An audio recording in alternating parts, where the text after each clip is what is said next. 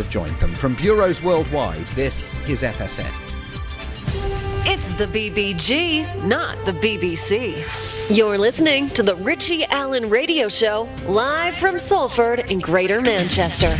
Welcome to the programme. What a beautiful day it's been in Salford. What a day it's been. Sun is shining, glorious day. Thursday's programme, May 14th, 2020. I am indeed Richie Allen. Flying solo today. I've had an absolutely crazy day with personal business to attend to. Very lucky, in fact, to get on air. So it's going to be a different type of programme today than you're used to, but at least I'm here. You're there as well. Twitter, it's at Richie Allen Show on Twitter. I look forward to hearing from you. And I'll be reading your tweets out as we go along. Welcome to the programme as usual. It's the Richie Allen Show. Broadcasting live on richieallen.co.uk and multiple platforms around the world. And now, here's your host, Richie Allen. Yes, had one of those days. A lot of domestic things to do. I had to go to the vet. That took a couple of hours. There were other things as well. And it's just been a bit mad. But I'm glad to be with you. I think I can relax now with you as we go through the...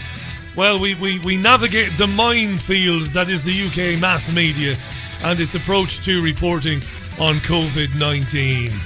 It is Thursday's Richie Allen Radio Show. And this one probably won't be on YouTube later on. Not because of the fact that YouTube deleted one of the program's videos today. I don't care about that. But because there will be more music in this program than you would ever expect to hear on any one of my programs.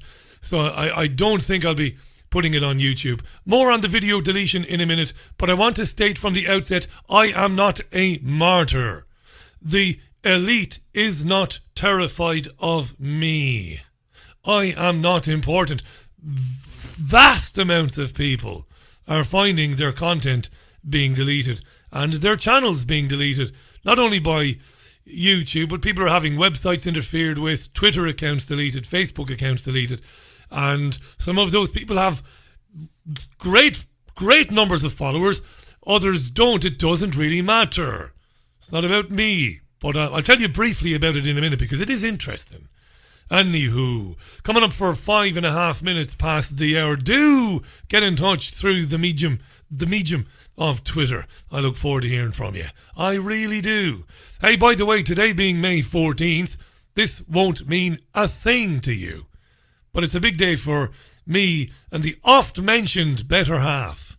Because it was this day last year, it was a Tuesday last year in 2019, that we got the keys to this house, Richie Allen Show Towers, where I'm talking to you from now. A milestone, really, for us. And it's been a very quick year, really. Can't believe how quickly it's gone. It's flown by. I suppose that's the way of it for anybody who moves into a new house and has to do as much as we had to do. Things just fly by, so there's a year gone in the blink of an eye. Absolutely mad day today. Very little time to properly prepare the programme. In fact, I had about an hour.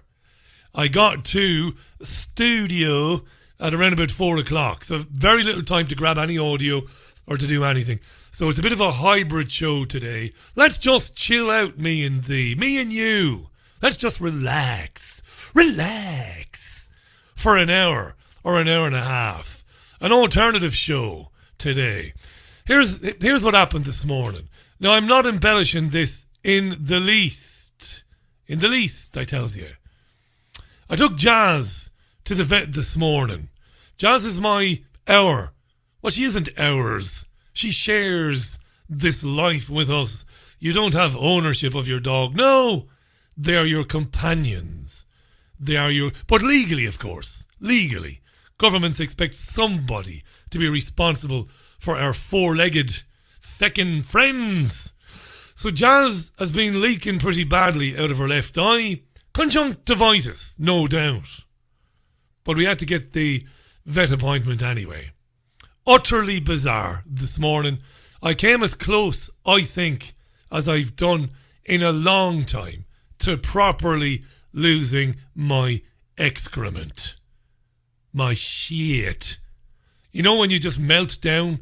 The last time I melted down was in Tesco on the very first Sunday after the lockdown, when blue rinse women and old men were running around the aisles, 55 packets of fucking toilet roll in their left hand and an inhaler in their right hand, puffing away on it, lest they collapse on the floor without a breath in their lungs. It was madness, lunacy, and I lost my temper, and I had a few things to say, but I didn't get kicked out.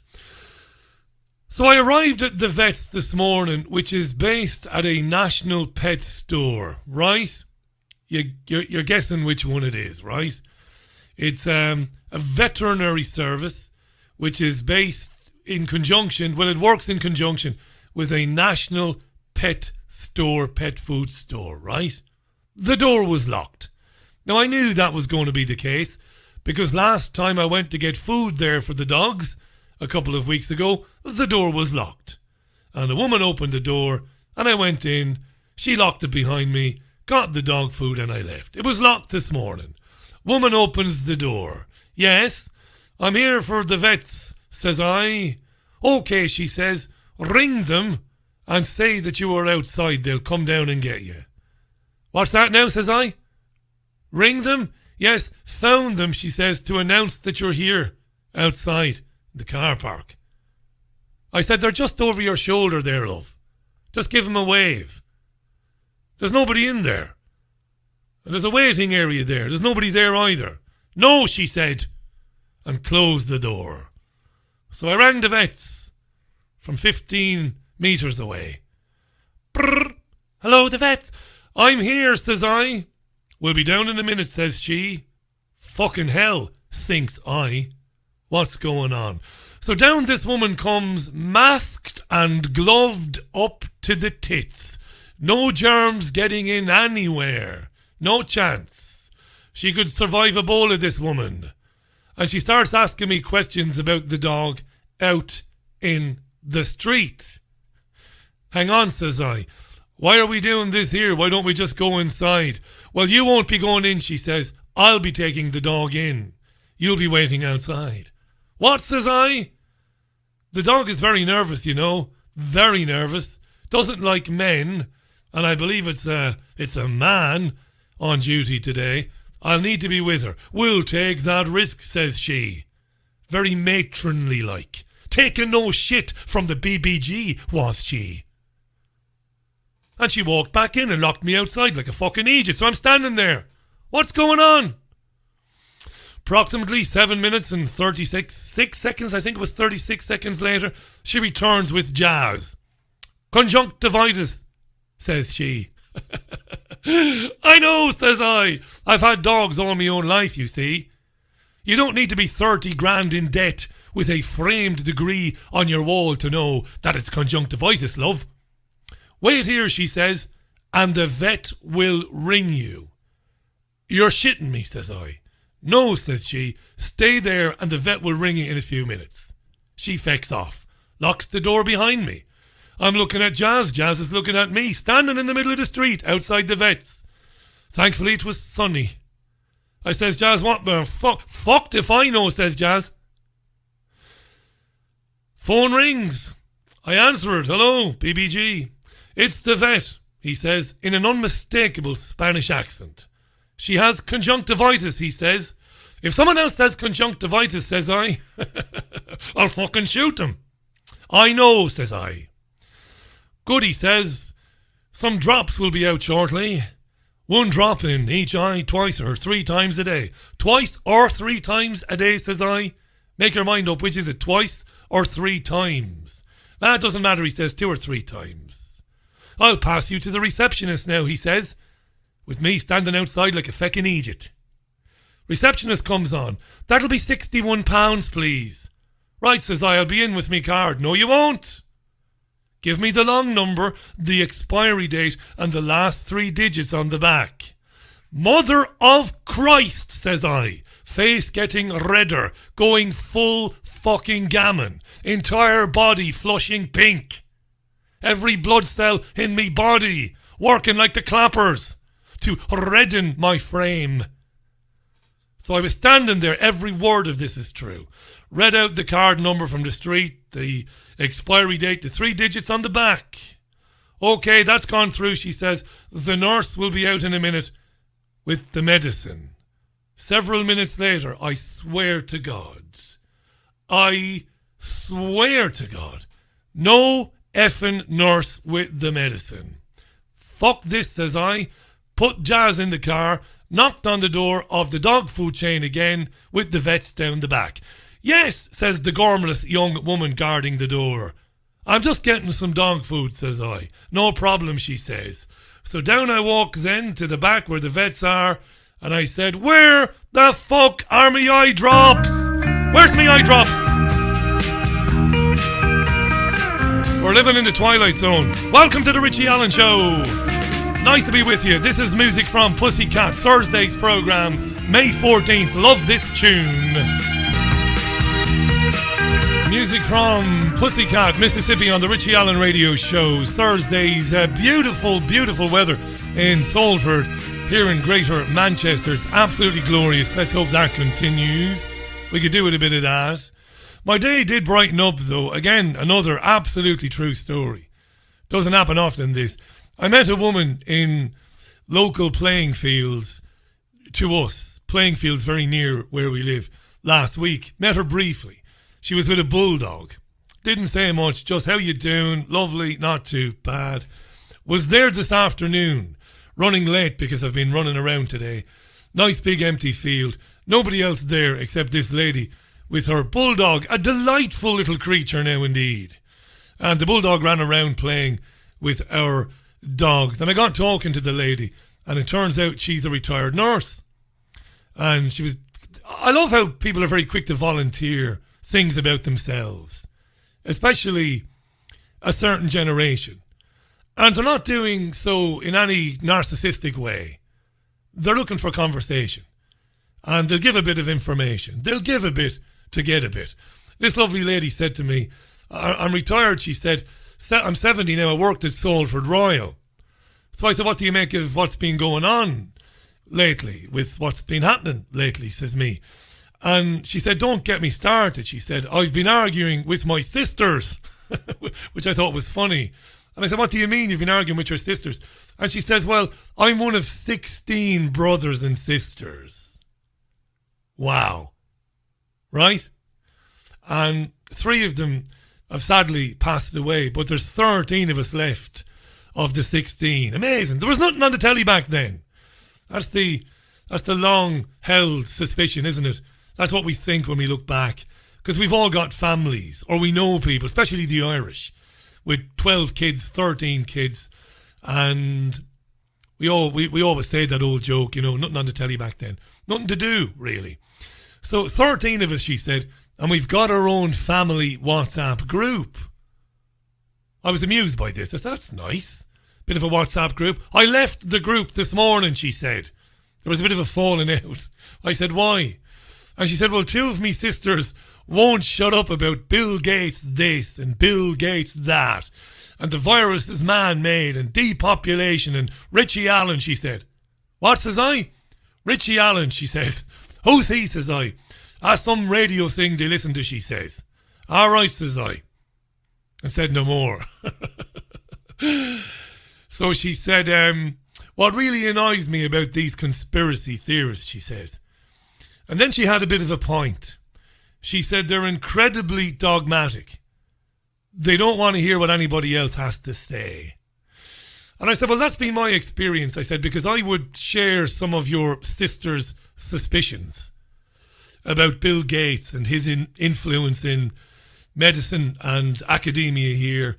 And I also wonder about the virus and what it is and all of that. But I said, I hear you.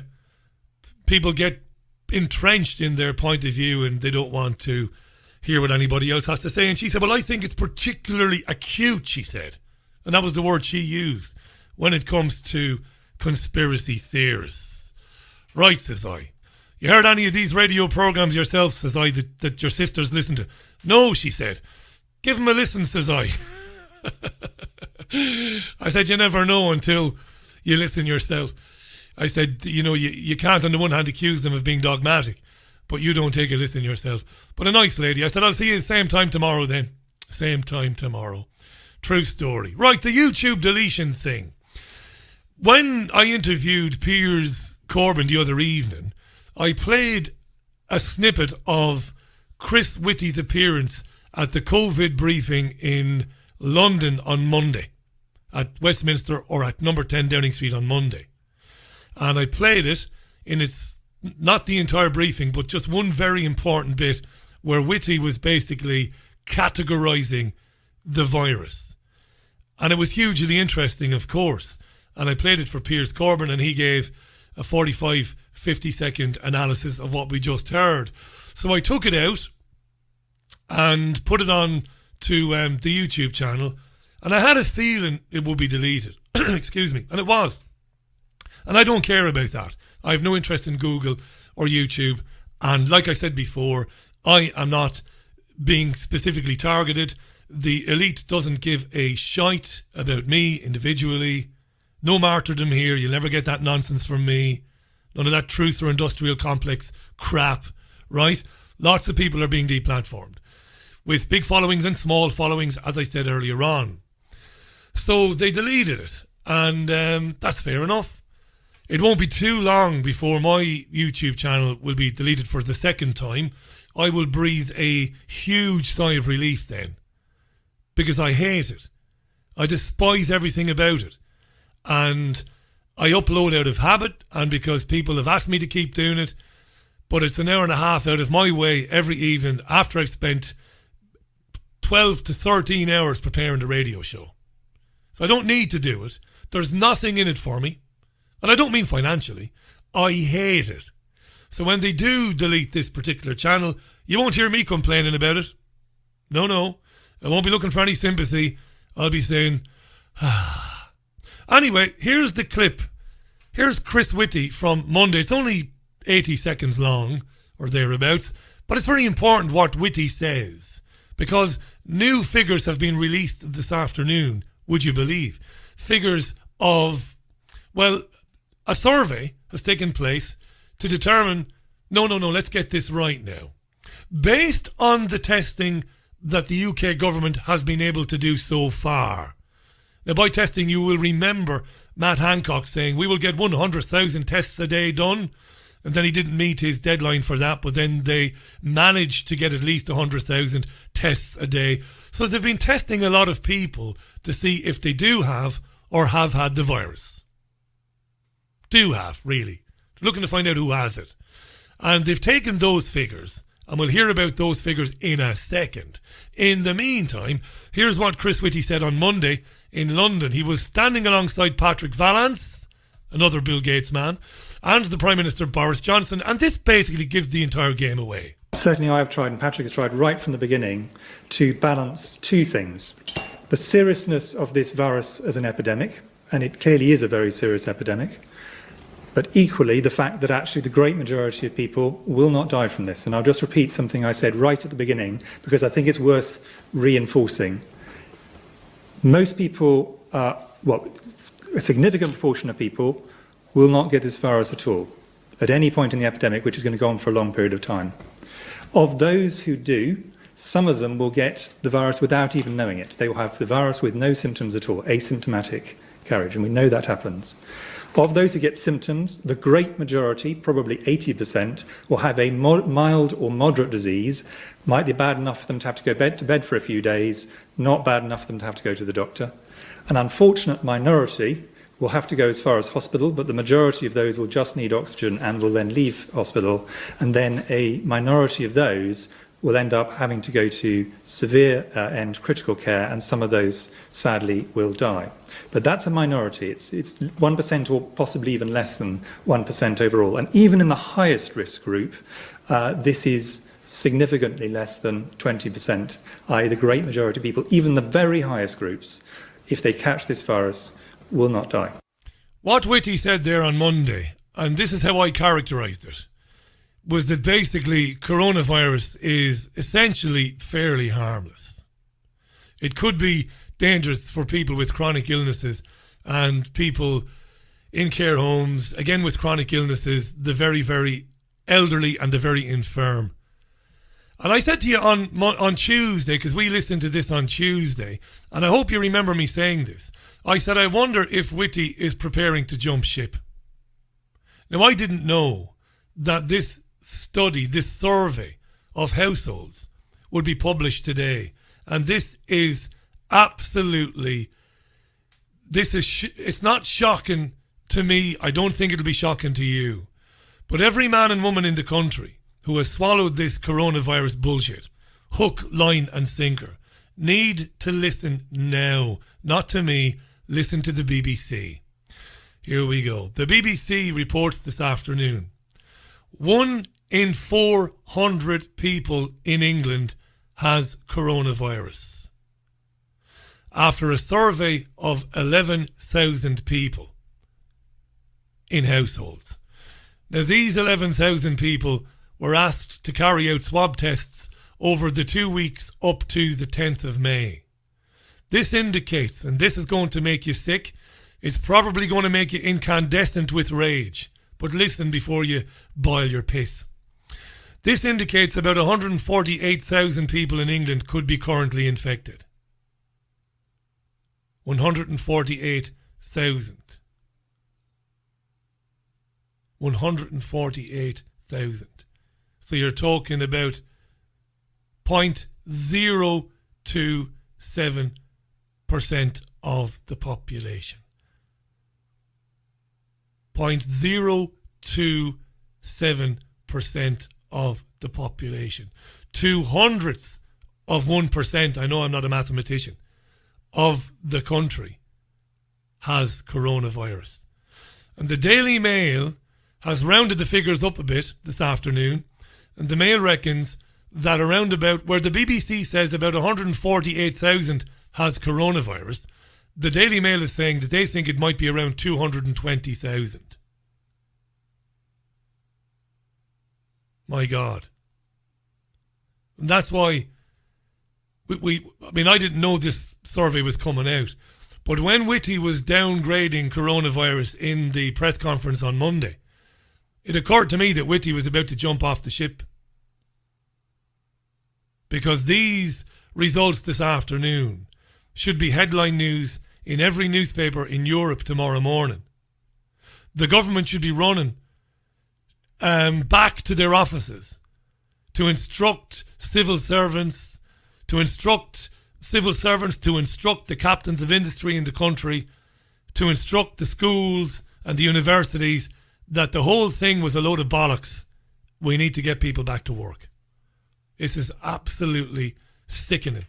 And yet, if you look at these stories which have emerged this afternoon, as of yet, there's been no analysis. Now, I've been on air with you for a half an hour. The Transport Secretary, Grant Shapps, is leading the COVID briefing this afternoon. It began at 5 o'clock, I believe. You would imagine in any real, in any fair world, in any decent world, that the journalists present via video link this afternoon would be tearing a new arsehole for Grant Shapps to say, what the hell is going on? Why have you done immeasurable damage to the economy?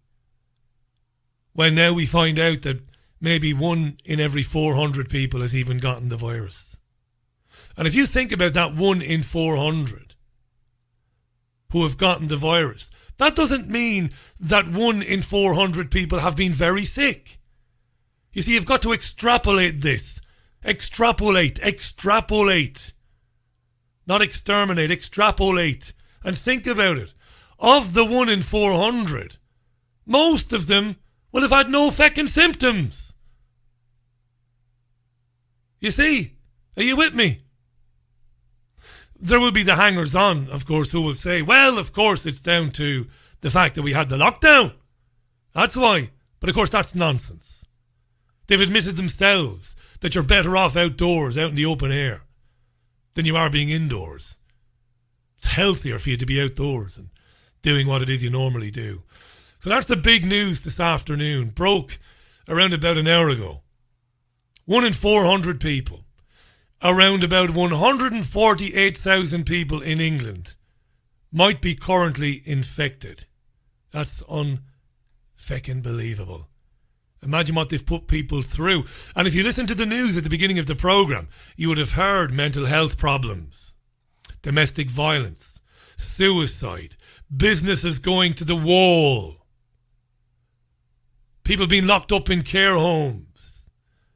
All of that for something that, as Chris Whitty said in his own words on Monday, hardly affects anybody at all. Hardly affects anybody at all. This is the Richie Allen Radio Show. I'm live in Salford right now on Thursday afternoon, and I hope you're well. Well, I know you're well. I know you don't have coronavirus. This is the Doobie Brothers. The Doobie Brothers. Listen to the music on the Richie Allen Radio Show. Liz Jones loves a bit of the Doobies. How you doing, Liz? The future, oft-mentioned future Mrs. A and myself, about 3 winters ago, the Doobies were at the Apollo in Manchester, and God forgive me. God forgive me. We thought about not going. It was one of them, and we'd never seen the Doobies. We thought, despite the fact that we would quite often stick on Doobies records and the greatest hits, you know. But thanks be to himself, we did go, and it was an amazing night at the Apollo O2. Brilliant. If they ever come back to Manchester, I'll be there in a heartbeat. David Stanford says, Richie, it begs the question, what has gone on behind the scenes to promote the 180, he says.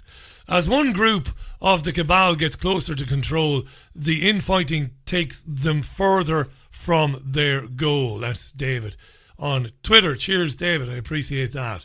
Hi to Dean Smith. How you doing, Dean?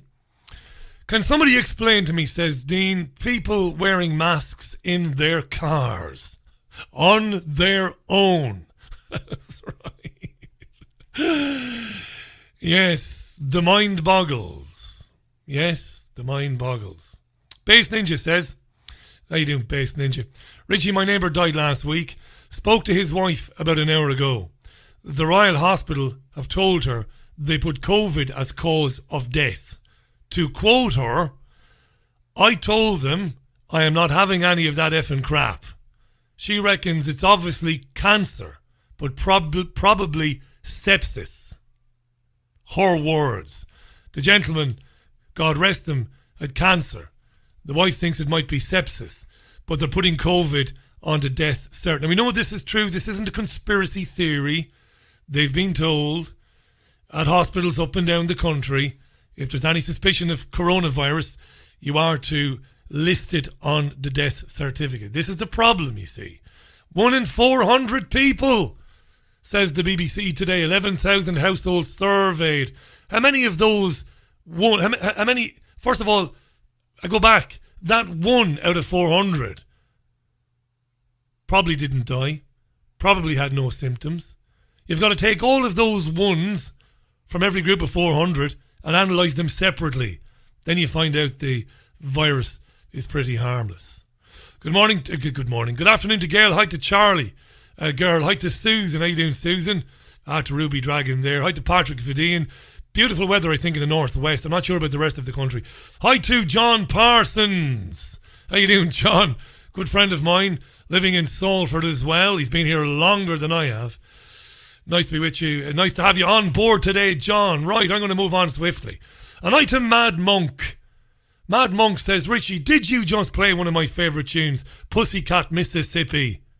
Wow, I thought I was the only one who remembered that great song. Love you, mate, says Mad Monk. Love you too, pal. Lovely bit of music. John Parsons, better half Margaret. Lovely lady. Loves a bit of country. Loves a bit of American country. So when they pop round for a pint, when we breach lockdown, we like to stick on a bit of American country music. Love it, love it, love it. Right, we're moving on swiftly. 20 minutes to the top of the hour. So you've gotten it right. Right? 1 in 400, 148,000 in England in total with coronavirus. Right, okay. Greta Thunberg is in the news. Oh, Greta. We speculated last week, didn't we? You and me. We said Greta must be properly cheesed off now. Not much limelight going on at the moment on account of the old coronavirus. Well, she's back in the news, is Greta, because CNN have asked her to take part in a discussion. Listen, I keep forgetting to do it. There can be no talk of Greta without this very expensive jingle that was made at the studios of Industrial Light and Magic. George Lucas himself made this up for the BBG. They sweep their mess under the carpet for our generation to clean up and solve. How dare you! You have stolen my dreams and my childhood with your empty words. People are suffering. People are dying. Entire ecosystems are collapsing. We are in the beginning of a mass extinction. How dare you! A mass extinction? Well, Greta's back in the news, the little bollocks. She's back in the news because CNN announced last night their lineup. CNN is running a regular series of programs called Coronavirus Facts and Fears Town Hall. That's what it is. And it's hosted by Anderson Cooper. And when it airs, which is on Thursdays, it has experts who talk about the disease. But they've invited Greta, much to the amusement of the Twitterati. Greta's been invited. So tonight's programme will see Anderson Cooper and CNN chief medical correspondent Dr. Sanjay Gupta speaking with the former Centres for Disease Control and Prevention Director Richard Besser, Kathleen Sebelius, who's a former Health and Human Services Secretary, and Greta Thunberg. What kind of fuckery is this? Exactly.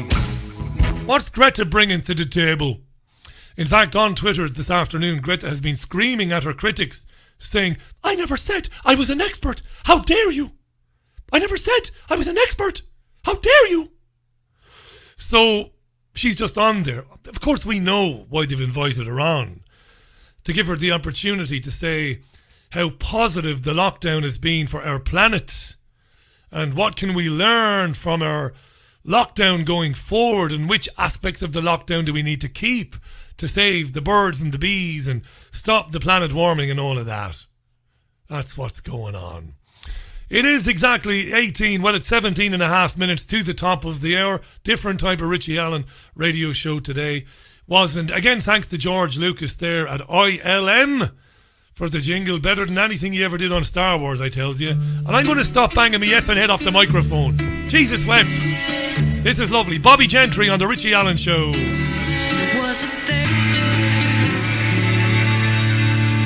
Yes. Ode to Billy Joe from Bobby Gentry on the Richie Allen Show. You're right, Liz, there on Twitter. You're right, Liz. Not the most uplifting tune of all time, but I told you it's a more chilled and relaxed BBG this afternoon. If you're coming in late on the programme, I had no chance to prepare anything, let alone organise guests. No chance. It was one of those days I had lots to do personally. The dog had to go to the vet. I mentioned that earlier on. If there was a bridge, by the way, nearby this morning when I was stood outside the vets like an idiot, I think I might have jumped off it. Here's an interesting story in the Telegraph today. It mightn't be in the Telegraph today. It might be in the Telegraph tomorrow. Such is the way of the world now, with websites, that quite often you'll get tomorrow's paper on the website today, if you see what I mean. Of course, you have to pay for the Telegraph Online and the Times Online, which the programme does. We pay for those newspapers. There's vending machines are coming to a town near you soon. And they won't be selling condoms. They won't be selling cigarettes. They certainly won't be selling all sorts of crappy snacks and crisps and soft drinks. They're going to be selling oxygen masks. No, they're not, you BBG. They're going to be selling face masks, effectively. And the first one of these launched in Essex very, very recently. So if you're in Essex in Chigwell, now if I'm not mistaken, Is Ronnie O'Sullivan, the Rocket, the greatest player ever to pick up a snooker cue? Is Ronnie from Chigwell in Essex? I think he might be. Great player, Ronnie. In Essex, in Chigwell, there's a convenience store known as the Mace Convenience Store. And there, as well as picking up your bread, your milk, your eggs and your lubricant, I bet you there's a lot of lubricant being sold during the lockdown. I wonder will there be a baby boom after the lockdown, as we saw after the Great Wars. I wonder, will there be loads of babies everywhere in the next year? Next late winter, yeah, loads of babies. Massive strain on the NHS next year. Babies will be enemy. Public enemy number one will be babies. That's right, babies. We're at war with babies. So, Chigwell, Mace Convenience Store, the very first Vendamask machines. Now, these machines are fairly common in other parts of the world, in the Far East, of course. China and places like that. But they'll be rolled out all over the country now, the Vendamask. And each machine can hold about 180 masks. But according to the operator, a guy called Adam Freeman, he says that his machine in Essex has to be stocked up several times a day. Such is the demand. Because feckin' Egypts, God love them, they're perplexed, are desperate to get face masks. Even though you have Chris Whitty, the chief medical officer, telling you on Monday that the virus is basically ain't nothing but a thing. That virus ain't nothing but a thing. Nothing. You have the media today telling you maybe only 148,000 people in the country actually has the feckin' thing. People won't listen. They won't listen. They'll go to their vending machine and they'll get their masks. Lovely. Tell you what makes me laugh about the media. If you're a radio presenter or television presenter and you have a doctor on, or somebody who's an expert in infectious diseases, don't dare ask them about ending the lockdown as it happens. You know, we're seeing all this information coming out now that the virus ain't nothing but a thing. So as a consequence, radio presenters are inclined to want to ask so-called experts, why don't we end the lockdown? Mike Graham presents for Talk Radio. He had a guy on today called Bharat Pankania, who is an infectious disease expert of some type or another. Graham asks him about, well, easing or ending the lockdown. Have a listen. What is your view of how this pandemic is kind of flattening out, how it's going? Because it would seem as though we're sort of on the downward curve, if you like, of infection, and we are getting lower numbers as time goes by. Would you expect that to continue? I was hoping that the trend downwards will continue. However, with a high level of background new cases that we've always had, this is about 3,000 new cases. That's quite a lot. And then we lift the shutdown, we may generate more cases. Yeah. Therefore, we may have an increase in number of cases in the next month. Okay. And that would be for what reason? Because we've started to recirculate, you see. There was a background level of virus already circulating in the community. Jesus. And then we started to mingle in that community. And as a result, people will pick up the infection, generate cases, and then the case numbers will go up. Okay. And is that something to be alarmed about, or should we accept a certain level of that increase? No. We have to be very alarmed about it because you could generate... Or should we accept a certain level? Should we accept a certain level of increase and just get on with our lives, said Mike Graham. Go back to work before even more people become permanently unemployed, you know? That increase. No. We have to be very alarmed about it because you could... We have to be very alarmed. ...could generate a huge second spike. So careful watchfulness and... Careful watchfulness now. And recording of the data and monitoring is very important because, as I say, we could create a big new pulse in a month's time. We could do this and we may do this, and if we did this and if we did that, and if my auntie had bollocks she'd be my uncle. I think that interview was conducted before the breaking news that after 11,000 households were surveyed, basically only 1 in 400 people has coronavirus. I'd love to haul that doctor back onto the programme. By the scrotum, not by the hand. Careful watchfulness and all of these buzzwords, eh? 6.5 minutes to the top of the hour. If you're just tuning in, this is the Richie Allen Radio Show, but not as you know it. Kind of chilling out there with you today on a beautiful, beautiful spring afternoon in the great city of Salford. Yes, indeed. What else have I got for you? Well, they're talking about new antibody tests. These might become completely obsolete now. They're spending tens and tens of millions on antibody tests. Now they're finding out that hardly anybody has coronavirus. Oh, Jesus. Oh, what are we going to do? What are we going to do, eh? What are we going to do? Because no matter what they hear, even when the mainstream media tells the truth and gives them the full picture, which it does sometimes, as it is doing today, people will still lock themselves down, will still wear the face mask, will still swear at somebody who's getting a bit too close to them in aisle 3 in their local supermarket. It's mad. It's mad, I tell you. What about the Track and Trace app? This made me giggle today. Of course, they want us all to download this Track and Trace app. Don't worry about it. It's for your good. Download an app to your phone, turn your Bluetooth on, leave it on permanently, and we will alert you if you have come up against somebody who's got the old coronavirus. We will then send you a message telling you to get your arse indoors and quarantine. Don't worry about it though. It's all happy days. It's all good.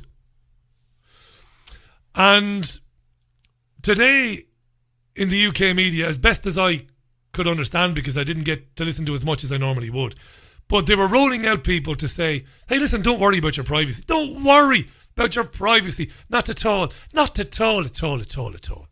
Your privacy is no big deal at all. So do leave your Bluetooth turned on and do wander around with your phone exposed. It'll be okay. Here's the EU Commission's Margrethe Vestager. Margrethe Vestager of the European Union Commission. Don't worry a damn thing about it. I would not accept that there is a choice between health and precaution and taking care of others and privacy and also in that respect taking care of myself and others. Because these apps can be constructed in ways that allows us a great degree of privacy. Data being stored, for instance, on my phone, that it's not my localization, that can be followed, that it's Bluetooth technology, and of course that it is voluntary, and that not more data is exchanged than absolutely necessary, because this is the only way I will trust it. Yeah, and if I trust it, you should trust it. Don't worry about it. It's all hunky-dory. Natalie Stacey, long-time friend of ours. How you doing, Natalie, this afternoon? She's a tech expert. Natalie says the Bluetooth link won't last long because it kills the battery, she said. Good stuff, Natalie. Hi to John Smith. Hi to Kelly, who's listening to this programme in Ballyauclia. How you doing, Kelly? Whatever happened to flattening the curve, she says, months later, and we're still in lockdown. Of course, things are particularly nasty in Ireland, of course, under the stewardship of the merry old Leo Varadkar, the merry Indian himself. Yes, yes. People don't like me saying that. John Stott says, Richie, you could grab a face mask in Chigwell in Essex and then ransack the store. Commit armed robbery. Or not so armed in the case of this country. Interesting, John. Thanks for that. Thanks to Susan. Thanks for your kind words, Susan. Not at all. I hate missing the programme. I think since this programme began in September of 2014, we've done 1,500 shows easy. That's not including all the live streams we've done on YouTube. We've done thousands. I don't like missing the programme. Like last Sunday morning, when I was sitting here ready to go with Sunday View, the old voice was really gone. at that stage. I didn't like. I love doing it, not because I'm a particularly narcissistic type of guy who loves to be doing the program, even though we all have egos. But I love having a chat with you. I genuinely do. It's the highlight of my day. So thanks for your kind words. Thank you indeed. Before I forget, let me just do this. Back in a minute with something that just made me laugh out loud today. Speaking of narcissism, I've got something to tell you in a minute that'll make you laugh out loud. Renowned healer Mark Bayersky travels the world to find the most unique and powerful crystals for self-healing. Since the ancient times, crystals have been used as healing tools. They hold a natural healing vibration and are highly charged in positive energy. Mark teaches how to channel the universal energy and transfer it to the crystal to activate its healing power. Each crystal is used for its unique ability to target a different physical or emotional challenge. Mark Bayersky is an author, healer, speaker, and founder of the Pure Energy Healing Academy. He shares powerful messages of inspiration and healing on his daily YouTube videos, reaching millions worldwide. Mark's crystals, healing oils, and incense sticks are most sought after by other healers. His collection is available online at www.markbayersky.com. His work is presented through Lemon House, a company that creates and curates consciously made gifts. Now, welcome back to the programme. It's exactly 6 o'clock here in the UK. I think I'll be with you for another 10 or 15 minutes, or thereabouts. Thanks for staying with me. We'll have another tune. It's a different type of programme today.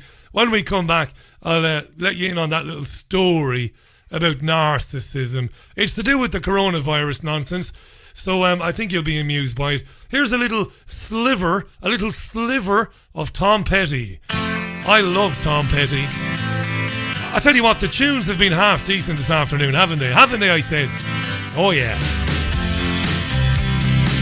It's Thursday. The Trigger Warning Boys will be live on YouTube tonight. Tell you more about that soon as well.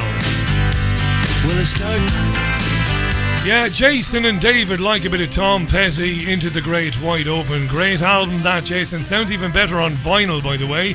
It is 4 minutes past the hour. It is the Richie Allen Radio Show. And I've had a lovely... I'm not going anywhere just yet. I've had a lovely afternoon with you thus far. I've really enjoyed it. A part of me thought earlier on, because I don't like being unprofessional. I'm not an unprofessional person. I thought, what am I going to do? I've not got a lot to go to air with today. I got in about 4 o'clock into the studio and managed to throw together just a little bit of audio and one or two stories. But yeah, Kelly is in Cork, by the way, the Langer.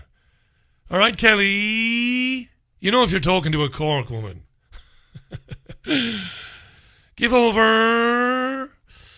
How you doing, Kelly? Now, what was I going to do there? Dean Smith. It would be nice to hear from Dean on this programme again. So we'll organise Dean to come on, because Dean runs a care home and he has spoken very eloquently about it on this programme, the challenges of it. He's also a bit of a mean poet as well. He's a good poet, is Dean. And I made a promise to Dean at one time that I would put a poem that he wrote on my website, and I haven't kept it only because the website's going to be is being updated and revamped, basically changed at the moment. And there will be a place on the website for things that our listeners do and write and stuff like that. Not just in the forum. The forum will always be there. So I will honour that pledge, of course. But Dean was on to me today to say, Richie, just to say that all is well in my care home. Great to hear it, Dean. 0 staff flu vaccines and only 1 resident who could consent had the flu vaccine. I'm proud of that, mate, despite the NHS pressure, says Dean. Thanks for that, Dean. I really appreciate that. Steve James says, Richie, since you stopped doing the morning paper review, I've had to purchase all the tabloids again. I'm not very happy, says Steve. I don't believe you, Steve. And I'll tell you why. Because the tabloids, as it happens, in the UK, believe it or not, you can read them online for free. All of them. The Star, the Sun, the Mirror, the Daily Mail, and The Express. All of them available to read online. But I know you're only jesting, Steve. I know you're only taking the piss out of me. So you don't have to pay to read the tabloids here. Oakley dokely. This made me giggle. Ah, Jesus. This is a BBC story on the website today. The headline is Coronavirus, COVID-19 nurse in social distancing plea.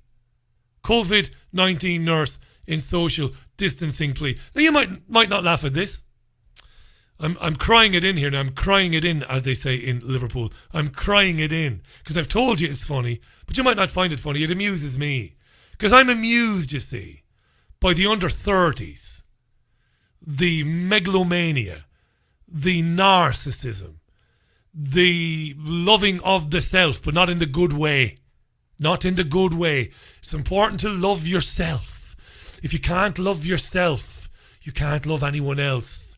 Whitney Houston, God be with her, was right. Learning to love yourself is the greatest love of all. But they've taken that to a new meaning. Millennials. Haven't they? Of course they have. In a negative thing. So this nurse, anyway, according to the BBC, as lockdown begins to ease in England and unlimited exercise is allowed, a nurse has pleaded with people to adhere strictly to social distancing rules. Louise Wigginton, not Wiggington, like Dane. No, Louise Wigginton is a specialist respiratory nurse working in an intensive care COVID-19 red zone in central London. What the fuck is a intensive care COVID-19 red zone? Sounds bullshit to me. Especially as we learned today that hardly anybody has COVID-19 in England, amazingly. So she works in a COVID-19 red zone. She told the BBC that she was left feeling upset and unappreciated after seeing groups of people drinking and socialising in a park outside the hospital's intensive care unit. And they quote Louise Wigginton. They were sunbathing, drinking and meeting in large groups. My colleagues and I said to one another, can they not see us up here?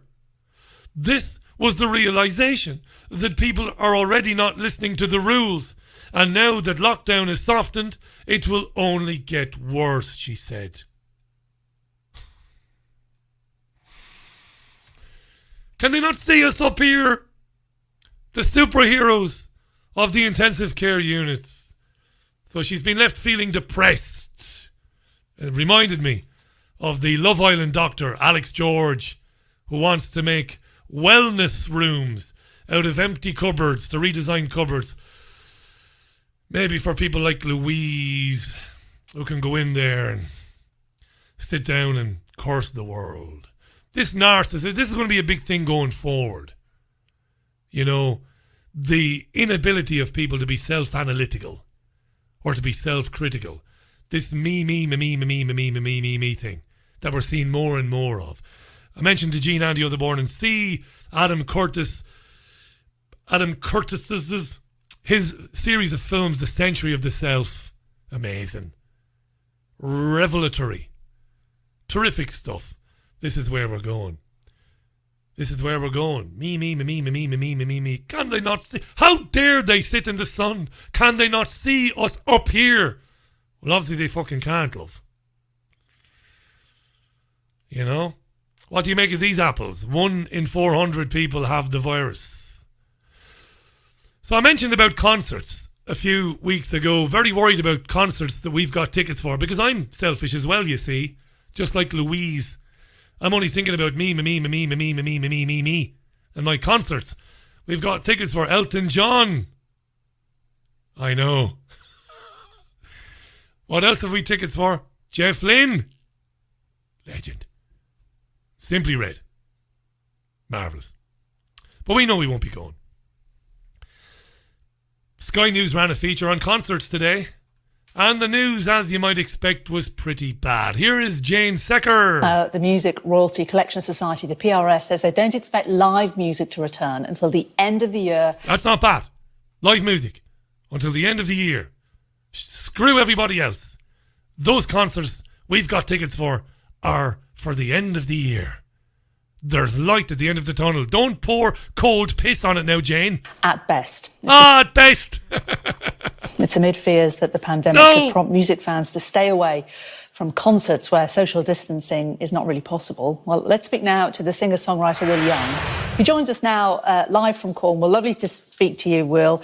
The next 12 months, presumably you had a lot of concerts in the pipeline. How's your next 12 months panning out?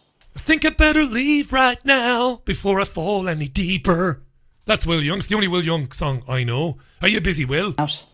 Are you Lovely busy? to talk to you. We met in a hairdresser's years ago. Anyway, and I can't see your fucking gays are all the same, aren't they? Aren't they, John? The gays. We met in a hairdresser's. Oh, purely stereotypical. Go on. You remembered, Will. Well, you just told me before we went on air. No one needs to know. There's nothing funny about this concerts being cancelled for 2020. Yeah, I mean, it is really disappointing, not just for me and people that were going to come to my gigs and lots of other people's gigs. Me. It's disappointing, not just for me. Jesus Christ, Will, get over yourself. But, that's just the way it is. The people that... That's Bruce Hornsby, Will. So it's dreadful. I mean, I don't have any live work for the rest of the year, and I had tours. I had a tour all summer and then a book tour all autumn. So that's the way it is. The people I really worry about, it's not annoying pop stars like me. Wait for it. It's all the musicians like my band, and I really worry for them because he sounds very sincere. Because that's how they, earn their living. That's how they earn their living. That's right, Will. Let's hope they do. Let's hope they're not working for free, listening to your shit songs. Apart from if I'm going to leave right now before I fall any deeper or whatever. What's interesting about this exchange is what he says next, and this is a bit spooky, because we've heard from people over the years, long before the virus, about future worlds where we would not go to concerts or go to football stadiums, but where we would put virtual reality helmets on and feel like we were there. God be with Jim Mars, rest in peace. Jim's gotten a lot of mentions lately. One of the nicest men I ever had the pleasure of knowing. Jim used to say that. Imagine Partner, he used to say to me, Partner, he said, imagine in the future, don't worry about not being able to go to the stadium. Oh no! They'll be able to sell you a ticket. And on will go that helmet, and you will believe you are there. Front row. The Knicks versus the Lakers. The Miami Heat versus the Cavaliers. LeBron James. The Golden State Warriors. All these, you'll feel like you're sitting there. It'll feel like it. And he says next that, he kind of hints at this. This is a really good time for people to be discovered. I mean, I think, we've got to look at the silver lining of things. Silver lining. And I already know of one artist that's, his followers, blah, blah, blah, have gone up by loads. And that's really important for new emerging artists. But I think, the live industry for musicians is just non-existent. I don't even know, I can't even imagine when that's going to come back. No, and he said that people are being discovered online now. And we've seen a bunch of different pop stars and rock stars doing things online. Some of them incredibly famous, some, middle of the road famous. And you do see this being part of your future. Right? We can't all get to the venues. We're worried about these outbreaks. We'll have COVID-20. I've said this in the last week or so. COVID-20. You'll have other pandemics. So the thing to do is get the performer performing somewhere on his own, her own, the band on their own, and get everybody else plugged into it via virtual reality headsets, or maybe further down the road, maybe some sort of a chip or a device that you attach to the side of your head, that when you close your eyes, you'll be transported to a venue. And don't laugh at this. I remember in Spain some years ago when we lived in Spain, U2 released an incredibly impressive film. Now, you might hate Bono, and you have good reason to. I've been very critical of him as well. But they've been pioneers over the decades, U2. One of the things they did was they did the first ever immersive 3D concert film of their mid-2000s Vertigo tour. And I have to tell you, went to see it in Malaga with her indoors into an IMAX. Some of you may have seen this. And on went the wraparound glasses. And I swear to God and Sonny Jesus, you felt that you were in the middle of a crowd watching a concert and that there were people in front of you getting in your way. It was that good. It's rated to this day as the best 3D experience that's ever been put on the screen. You really felt that people in front of you were jumping up and down in your way, and they weren't. An astonishing experience, really. It was so incredible. We went back, I think, 3 more times to see it. I'm not ashamed to say that. It was an amazing thing.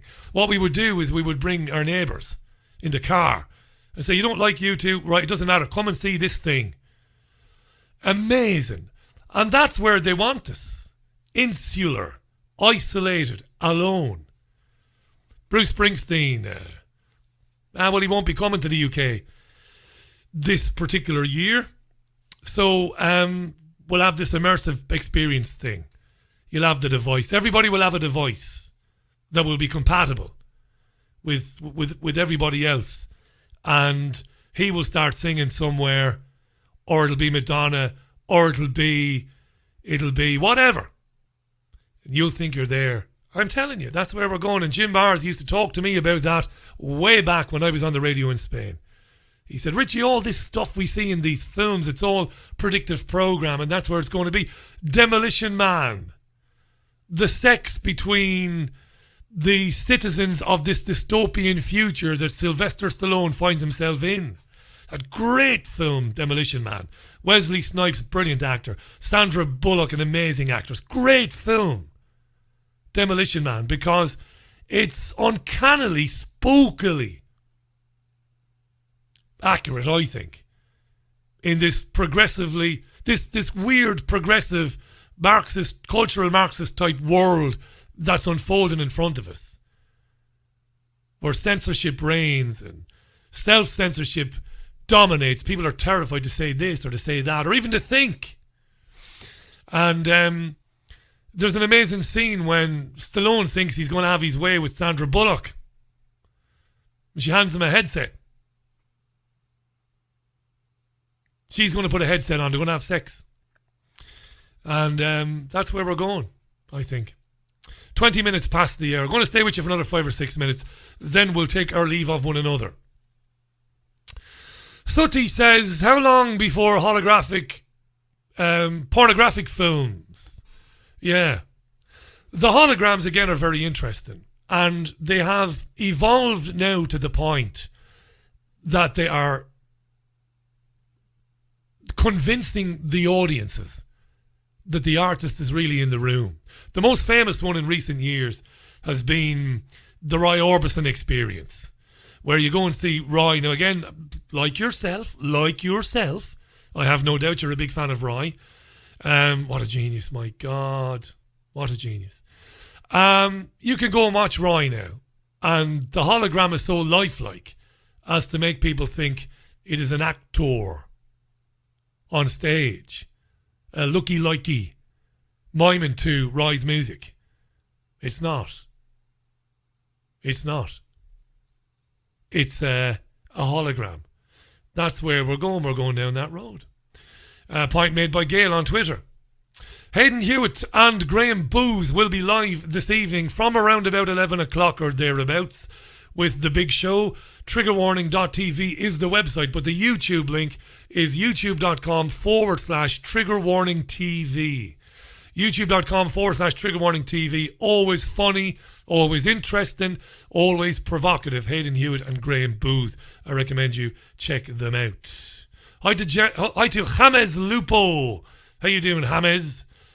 Or James sent me some very interesting information the other day. Thank you for that.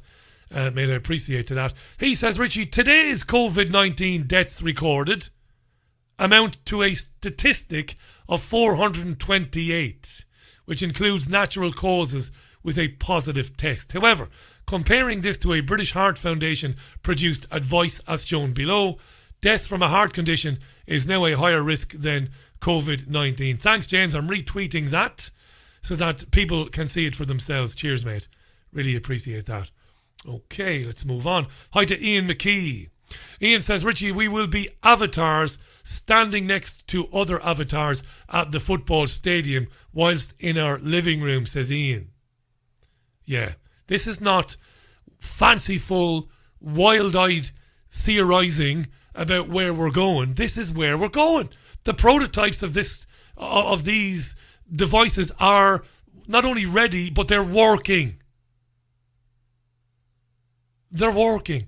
The latest virtual reality headsets that can be picked up for $300 or $400 from Samsung stores or Apple stores, I haven't seen them. But my friends, one of my friends, Nigel, who's in Waterford, his son Sean uses one of these things. Not a lot, but he plays occasional games on them. And Nigel tells me when you put this thing on, it is transformative. Your reality changes. Instantly, you are there. You believe you're there. Everything about what's going on tells you are there. And I remember some years ago, I did a show with David Icke. And I said, what have you got against the virtual reality headset revolution? And David Icke said to me, and it was pretty smart, I thought. No pun intended, no pun intended. It was pretty clever.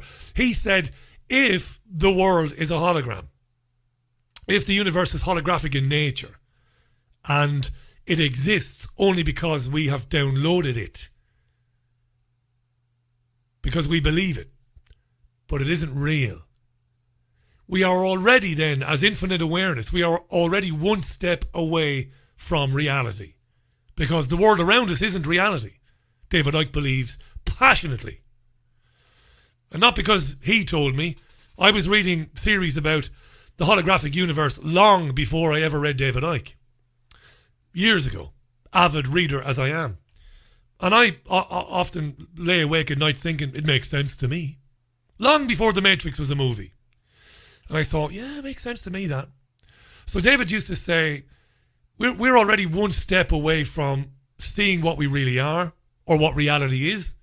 The virtual universe that we are building, transhumanism, the virtual reality headsets and all of that, the chips, will take us one step further away again from what it is we really are. That's the agenda, he would say to me. The agenda wants us to constantly be pushed further away from understanding what it is we are and why we are here. They're amazing, these things. Liz tells me it's like Ready Player One, Richie. I was watching today for research because the film is crap. Who wants a world like that, says Liz. Well, Liz, I went to see that film with Caroline, and we saw it in 3D, and it was fairly mind-blowing. It wasn't the best film of all time, I'll give you that, Liz. Wasn't the best film of all time, I'll give you that. But, yeah, again, you looked at it and you thought, yes, this is where we're going, you know.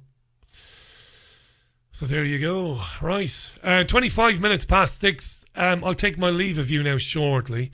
Again, thanks for putting up with this today. I had a crazy day, external day, lots to do, and didn't spend any time really preparing this programme. Couldn't really, it was circumstances beyond my control. But I have to say, I've enjoyed it. I've enjoyed sitting with you and playing a few tunes. Hi to Tiger, who says, Richie, wouldn't it be better to use the description physical distancing instead of social distancing? Is normalising reduced social interaction part of this scam? Tiger, you would have to say yes. Of course it is. Because one of the things they keep repeating over and over again, we've got to remember The language is hugely important. Jean Ann is big into this. She understands this. My friend Jean Ann, whom you know all about. The language and the repetitive nature of it. When all of a sudden lots of different people simultaneously begin to say the same thing or use the same stock phrases, be alert. Something is going on. So new normal. New normal, new normal, new normal, new normal. And of course, no return. No return, no return, no return, no return. That's where they want us. Now, I'm going to leave you stewing a little bit. I'm going to leave you pissed off. Because I told you at the beginning of the programme that the daily government COVID-19 briefing was today being given by Grant Shapps, the Transport Secretary, I believe, Shapps. And that's where they update the nation on what's happening with the virus and the fight against the virus. Right? Then they are given questions virtually because the journalists are not physically there. They ask their questions via video link. Right, okay, you get that, right. Now, today, damning statistics were released that show basically that hardly anybody in the country has got coronavirus or is likely to get it. 1 in 400 people likely to have coronavirus right now. Shocking. I'm going to leave you pissed off with this as I wish you a happy weekend. Not a single fucking reporter has asked either Grant Shapps or one of the goons appearing with him, the medical goons, to comment on the news that nobody is really getting coronavirus. Not a whisper from the media today. The media has been questioning Shapps about the testing kits and the track and trace app and all the rest of it. Nobody has said, isn't this a load of bollocks, Secretary of State, with the news that so few people in the country have the virus? Not a dicky bird. We mentioned Roy Orbison. Going out with this from the great Roy Orbison. You have a fantastic weekend. Look after yourselves and one another. Thanks for being with me today. I will be with you on Sunday morning at 11 a.m. UK time. For Sunday View, have a fantastic weekend. Bye now.